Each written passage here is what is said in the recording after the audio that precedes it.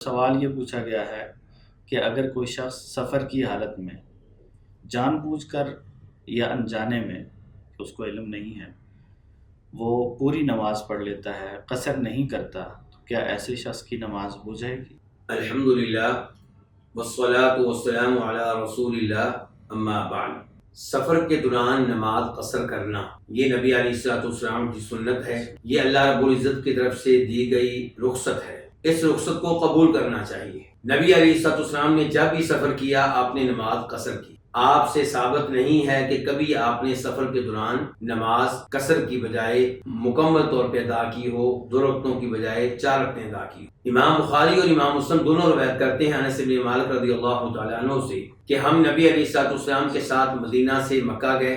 اور پھر مکہ سے مدینہ واپس آئے تو آپ پورے سفر میں نماز قصر کرتے رہے۔ اور عبداللہ بن عمر کہتے ہیں، ان کی حدیث کو بھی امام بخاری اور امام مسلم نے روایت کیا ہے کہ میں نے نبی علیہ الصلوۃ والسلام کے ساتھ سفر کیا، آپ 2 رکعتوں سے زائد نماز نہیں پڑھتے تھے۔ میں نے ابو بکر رضی اللہ عنہ کے ساتھ سفر کیا تو وہ بھی 2 رکعتوں سے زائد سفر میں نماز نہیں پڑھتے۔ میں نے اپنے والد جناب عمر فاروق کے ساتھ سفر کیا تو وہ بھی سفر میں 2 رکعتوں سے زائد نماز نہیں پڑھتے۔ تو ان احادیث سے یہ معلوم ہوا کہ سفر کے دوران نماز قصر کرنی چاہیے۔ سوال یہ پیدا ہوتا ہے، جیسا کہ بھائی نے سوال اٹھایا ہے، کہ اگر کوئی پوری پڑھ لے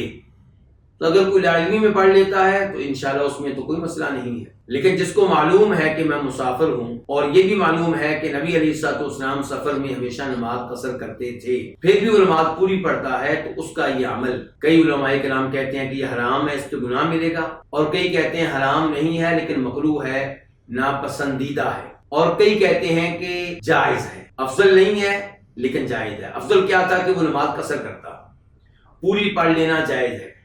اور کچھ کہتے ہیں کہ قصر کرنا یہ افضل ہے اور پوری پڑھنا مکروہ ہے، ناپسندیدہ ہے۔ تو علماء کرام کے یہ اقوال جان لینے کا فائدہ یہ ہوا کہ سفر کے دوران نماز پوری پڑھنا کوئی اچھی بات نہیں ہے۔ کچھ علماء کرام کے نزدیک حرام ہے، کچھ کے ہاں مکروہ ہے، اور کچھ کے ہاں بڑی مشکل سے جائز ہے۔ اس لیے ہر ایک کو کوشش کرنی چاہیے کہ وہ سفر کے دوران نماز قصر کرے اور نماز کو مکمل کرنے سے گریز کرے، اس سے دور رہے۔ میں اور آپ جانتے ہیں کہ امیر المؤمنین جناب عثمان بن عفان نے حج کے دوران مینا میں نماز پوری پڑھائی، اور یہ سفر کا معاملہ نہیں تھا، یہ حج کا معاملہ ہے،